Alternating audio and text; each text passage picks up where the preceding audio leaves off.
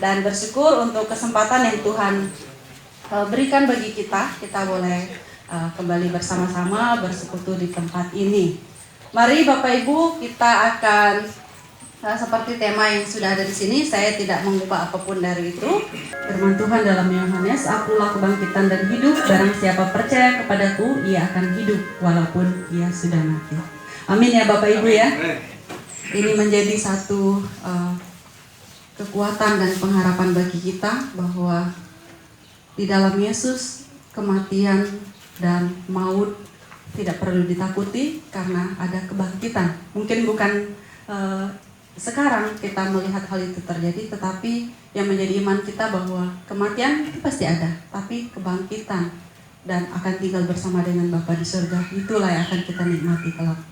Dan juga di dalam Yesaya pasal 25 ayat 8 dikatakan di sana, "Ia akan meniadakan maut untuk seterusnya, dan Tuhan Allah akan menghapus air mata daripada segala muka, dan aib umatnya akan dijauhkannya dari seluruh bumi, sebab Tuhan telah mengatakannya." Ini adalah kutipan atau ayat yang dikutip di dalam 1 Korintus. Saya akan membaca terlebih dahulu untuk kita.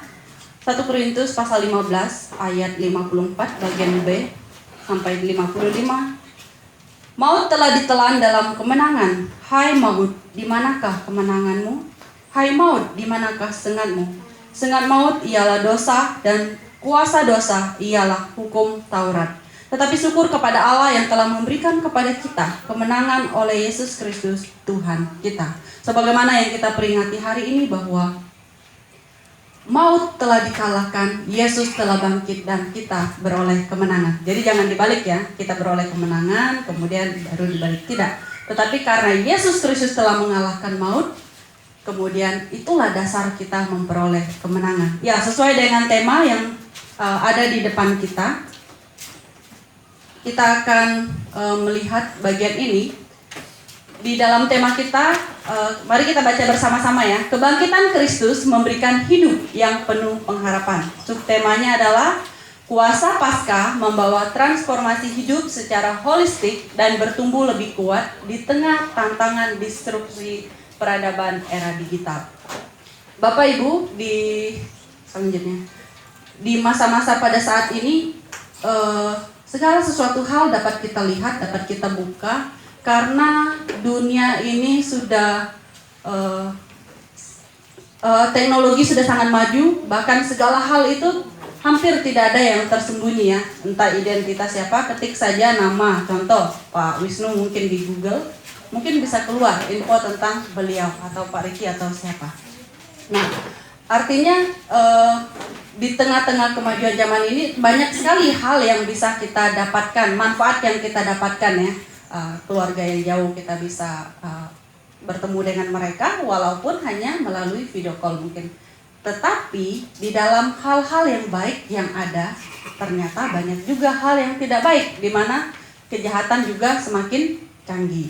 Beberapa waktu lalu juga dibagikan kepada kita bahwa berbagai macam penipuan bisa terjadi melalui teknologi yang sama yang kita gunakan untuk kebaikan. Bisa kita gunakan untuk menyebarkan Injil, membagikan renungan firman Tuhan seperti yang biasa dilakukan Tante Roma untuk kita, dan yang hal-hal baik lainnya. Tetapi melalui hal yang sama juga kita boleh atau kita bisa mendapatkan sumber informasi yang tidak baik untuk kita, ataupun kita bisa memberikan sesuatu hal yang tidak baik untuk orang melalui teknologi. Kalau kita pikir, bukankah ini sama seperti tubuh kita? Maksudnya begini, tubuh kita ini kan bisa dikatakan di dalam Roma 12 bahwa tubuh kita ini adalah persembahan yang hidup, yang seharusnya kita persembahkan kepada Tuhan sebagai persembahan yang hidup, yang kudus dan berkenan kepadanya. Tetapi bukankah tubuh ini, hidup ini, yang seharusnya menjadi korban persembahan yang harum, yang berkenan, yang hidup itu, bukankah kadang ini juga mendatangkan, menjadi sumber dosa bagi kita?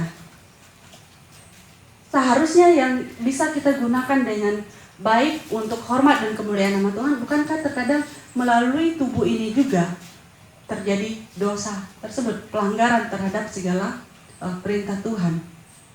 Nah, sebenarnya semuanya dimulai dari ciptaan Tuhan atau apa yang sudah Tuhan buat di dalam hidup kita diadopsi oleh teknologi. Betul ya Bapak Ibu ya? Jadi kalau kita mau menguasai teknologi, bukan hebat dalam segalanya, bukan. Maksud saya menguasai di sini adalah bisa mengendalikan diri kita ketika berselancar di dunia internet. Kendalikan dulu terlebih dahulu apa? Tubuh kita, hidup kita. Kendalikan dulu dengan cara apa? Tentu saja dengan firman Tuhan. Kemudian ketika kita berselancar di internet atau apapun yang kita lakukan di sana, kita bisa mengendalikan pikiran kita, apa yang kita lihat dan apa yang kita dengar di sana. Mengapa? Karena kita sudah melatihnya dengan tubuh kita terlebih dahulu. Ini sesuai dengan firman Tuhan yang dikatakan dalam Roma 12 di sana. Persembahkanlah tubuhmu sebagai persembahan yang hidup. Gampang diucapkan, tapi bagaimana pelaksanaannya? Gampang-gampang sulit ya. Terkadang gampang, mungkin juga terkadang sulit. Itulah yang harus kita gumulkan, harus kita perjuangkan seumur hidup kita. Bagaimana kita hidup benar di hadapan Tuhan, bukan di hadapan sesama saja. Karena kita mempersembahkan hidup kita kepada Tuhan. Nah, kebangkitan Kristus memberikan hidup yang penuh pengharapan. Yang tadinya Yesus disalib, kemarin anak-anak sudah main dari Getsemani ke Mahkamah Agung, kemudian Via Dolorosa, Kalvari, kemudian ke Golgota. Nah, hari inilah kita sampai di pos kebangkitan gitu ya. Kemarin hanya 5 pos. Di sana kita sudah belajar banyak. Ada pertanyaan, apa saja penderitaan yang dialami Yesus, walaupun ini hanya dalam bentuk kartun gitu ya. Tetapi kalau kita melihat, Bapak Ibu melihat di Google atau kita melihat film-film yang ada, paku yang begitu tajam, sudah dilihat juga ya ketika Ibu Gembala yang menyampaikan firman, paku yang begitu tajam, mahkota duri yang begitu tajam juga, kemudian dicambuk berkali-kali, bahkan diludah. Banyak hal yang tidak menyenangkan yang dialami Yesus, bahkan bukan hanya itu, mengalami kematian, mati, selesai semuanya, seperti semuanya tidak ada pengharapan lagi. Tetapi ada pengharapan, yaitu kubur di mana Yesus dikuburkan telah menjadi kosong karena Dia telah bangkit. Pertanyaannya adalah, di sini dikatakan hidup yang penuh pengharapan. Pengharapan akan apa? Hidup yang penuh pengharapan itu baik, artinya kita mempunyai satu keyakinan akan masa depan bahwa Yesus akan menolong kita. Tetapi yang menjadi pertanyaan untuk Bapak Ibu semua dan untuk kita semua, hidup yang penuh pengharapan yang seperti apa yang sedang kita hidupi pada saat ini? Ada satu hal yang menegur saya secara pribadi beberapa waktu ini. Kan kita sedang rajin-rajinnya olahraga. Ketika berolahraga itu tentu kita punya satu tujuan, mau hidup sehat. Kemudian menjaga pola makan, olahraga dengan rutin. Kemudian saya tertegur dengan ketika saya mempersiapkan segala sesuatunya untuk berolahraga, saya berpikir begini, sedemikiannya kita mempersiapkan segala sesuatu, tetapi bagaimana seandainya kita sudah menjaga tubuh sedemikian rupa, menjaga makan sedemikian rupa, tapi ternyata tiba-tiba dan segala hal yang kita lakukan, kita mati atau kita meninggal. Seperti nggak ada gunanya ya. Nah, masalahnya ada di mana? Kita ini memang hidup penuh pengharapan, harus berpengharapan kepada Tuhan. Oleh karena itu kita bekerja, kita berkarya, melakukan apapun yang terbaik untuk Tuhan. Tetapi kita lupa bahwa kita bisa mati kapan saja. Sehingga kita kadang lupa mempersiapkan bahwa kematian, kalau saya meninggal, saya mati, saya bagaimana? Apa yang saya tinggalkan, hal-hal lebih baik atau hal-hal benar yang sudah saya tinggalkan, yang sudah saya kerjakan untuk Tuhan. Terkadang kan kita fokus kepada diri sendiri ya, untuk kebaikan kita, untuk hal-hal yang baiklah ke depannya. Tetapi sudahkah kita mempersiapkan segala sesuatunya seandainya hidup kita selesai? Bukan tentang keluarga, bukan tentang orang lain, tetapi tentang pribadi kita sendiri. Saya mau membawa kita ke dalam satu perenungan bahwa jika seandainya, ini bukan pertanyaan ini ya, jika Bapak Ibu meninggal hari ini yakinkah masuk surga, bukan itu. Tetapi yang saya mau Bapak Ibu pikirkan adalah terlepas dari keluarga, anak-anak atau siapapun, pikirkan kepada diri sendiri. apakah yang saya lakukan ini dalam hidup saya sampai di umur saya hari ini, sudahkah saya melakukan yang terbaik untuk Tuhan? Sudahkah saya mempersiapkan diri saya sungguh-sungguh untuk bertemu dengan Tuhan di surga? Atau kita masih sibuk sampai kita tidak pernah memikirkan hal-hal tersebut? Bersyukurnya kalau kita orang Kristen ini kan meninggal ya meninggal saja, tidak ada siksa kubur, tapi yang ada apa? Kalau percaya Tuhan masuk surga, kalau hanya ada dua pilihan ya, tidak ada siksaan dulu baru setelah itu masuk surga, tapi meninggal udah selesai. Itulah pilihan kita seterusnya yang akan terjadi dengan kehidupan kita. Tidak bisa lagi kalau keluarga saya mendoakan saya, nanti saya akan bisa berpindah tempat dari yang tidak baik menjadi yang lebih baik gitu. Tidak ada. Tetapi hidup kita yang hari ini, yang kita jalani hanya sekali ini, sudahkah kita mempersiapkan yang terbaik? Karena di dalam tema kita dikatakan hidup yang penuh pengharapan. Kebangkitan Kristus ini memberikan hidup yang penuh pengharapan.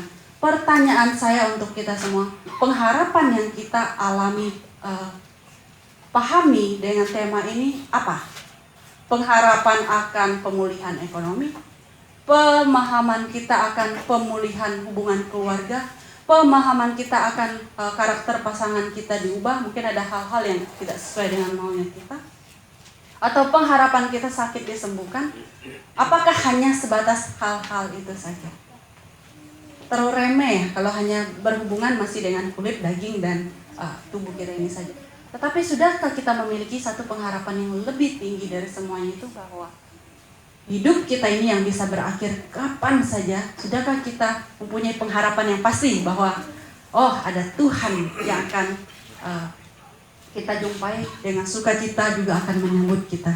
Atau kita belum sempat memikirkan hal-hal tersebut? Nah, ini yang saya mau membawa kita merenungkan, sehingga melalui Paskah tahun 2023 ini kita boleh melangkah bersama-sama dengan iman, pengharapan bahwa hidup saya ini terlepas dari siapapun anggota keluarga atau siapapun orang-orang yang ada bersama dengan saya secara pribadi sudah aman di dalam Tuhan. Aman ini tentu berbicara tentang satu hal yang luas, entah karakter kita atau apapun. Saya sudah aman di dalam Tuhan. Nah, kemudian kalau itu sudah pasti, barulah kita mengurus hal-hal yang lain. Tetapi pengharapan kita ini harus kita arahkan kepada hal yang benar dulu.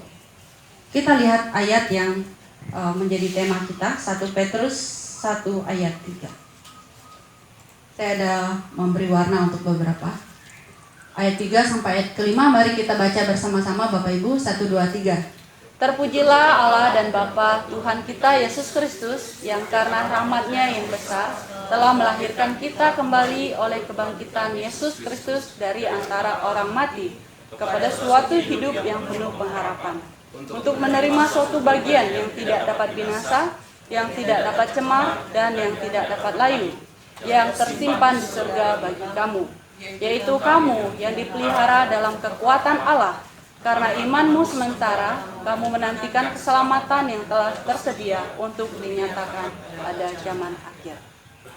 Ini adalah kabar baik untuk kita Bapak Ibu, bahwa hidup yang penuh pengharapan itu yang kita hidupi tentu ada tujuannya, yaitu untuk menerima suatu bagian yang tidak dapat binasa, yang tidak dapat cemar, yang tidak dapat layu. Karena semuanya itu telah tersimpan di surga bagi kita semua.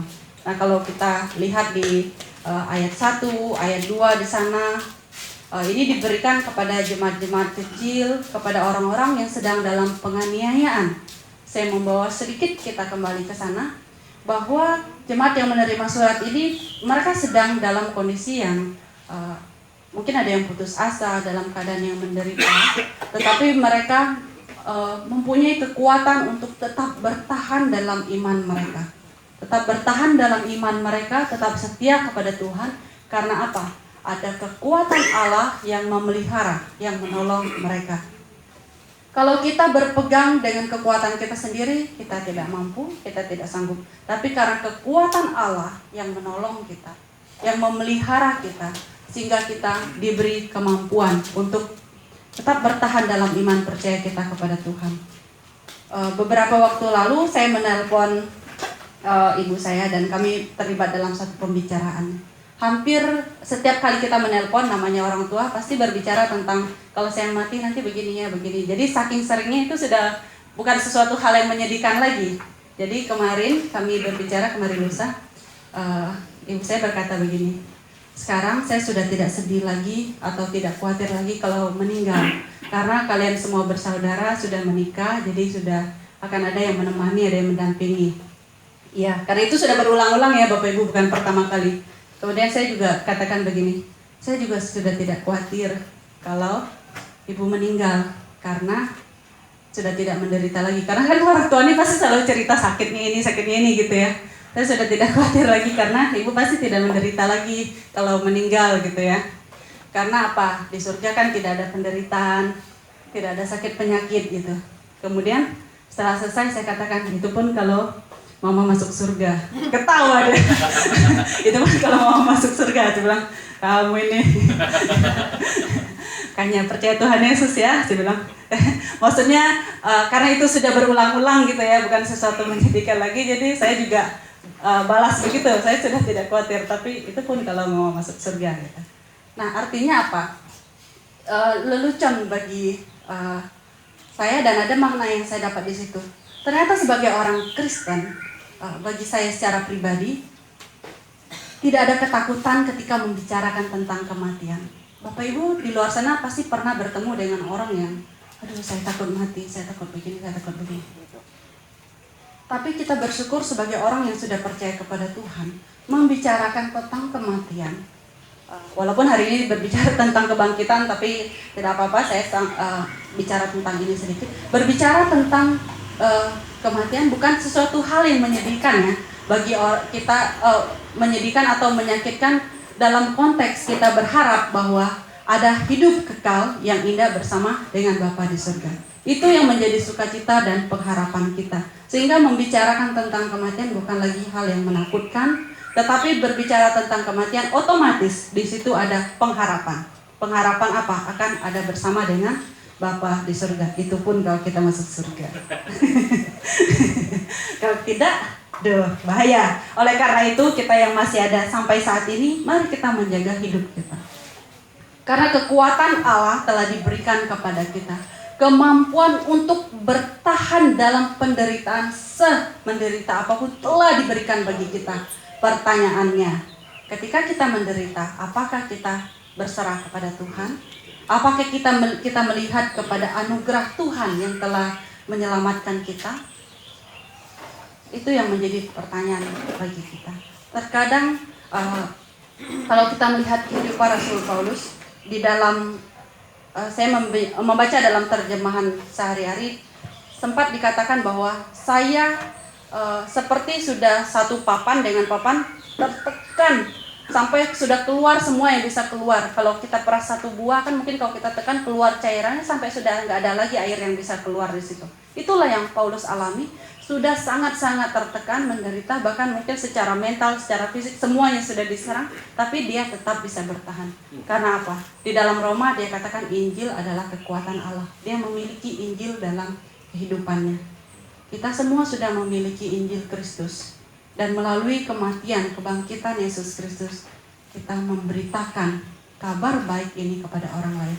Mengapa ada orang stres? Mengapa ada orang yang mau bunuh diri?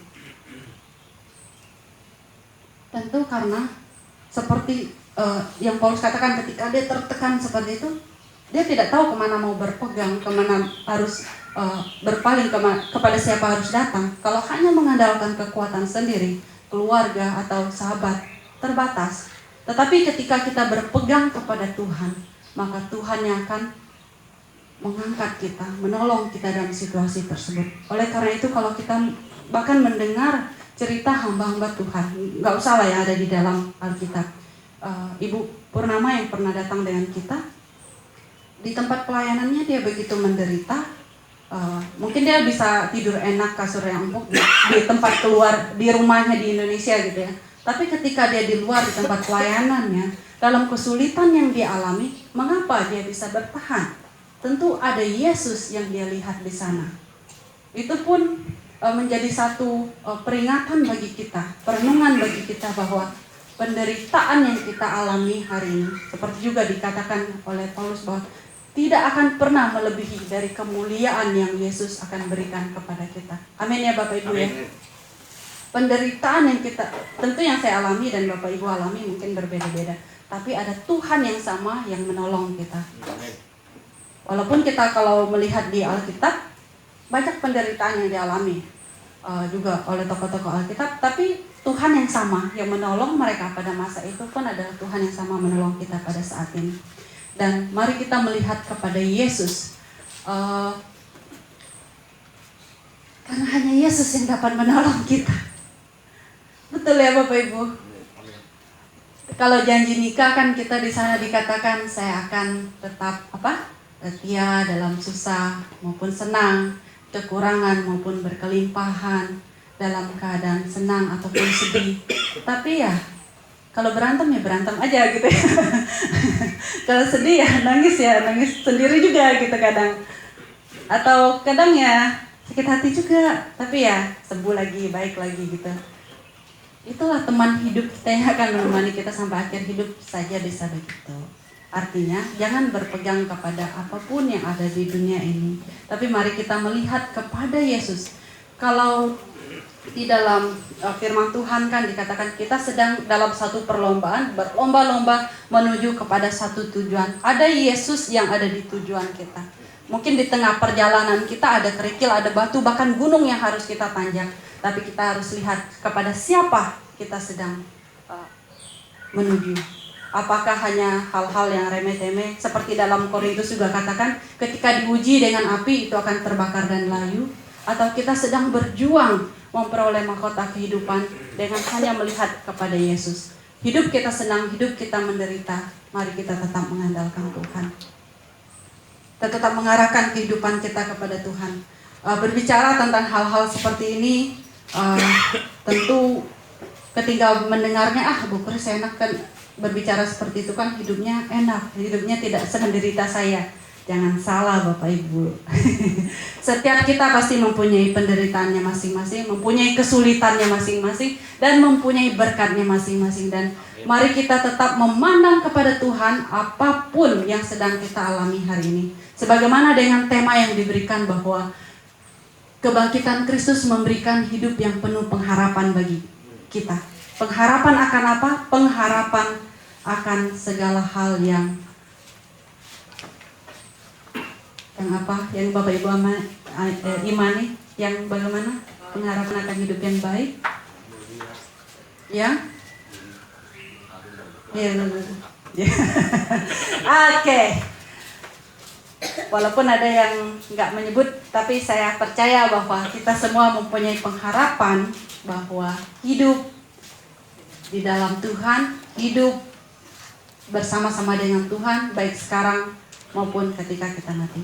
Kalau begitu, apakah kita tidak perlu bekerja keras, tidak perlu berusaha lebih keras lagi? Karena kan, hidup kita kan untuk Tuhan, Tuhan pasti menolong. Bukan begitu. Tetapi ketika kita tahu hidup kita untuk Tuhan, maka seperti yang Paulus alami, dia sampai terkencet, sampai tidak ada lagi yang harus bisa keluar dari dirinya. Tapi dia hanya mengandalkan Tuhan. Kalaupun sekarang kita harus bekerja keras sampai mungkin seperti terpencet begitu ya, belum ada juga hasil gitu.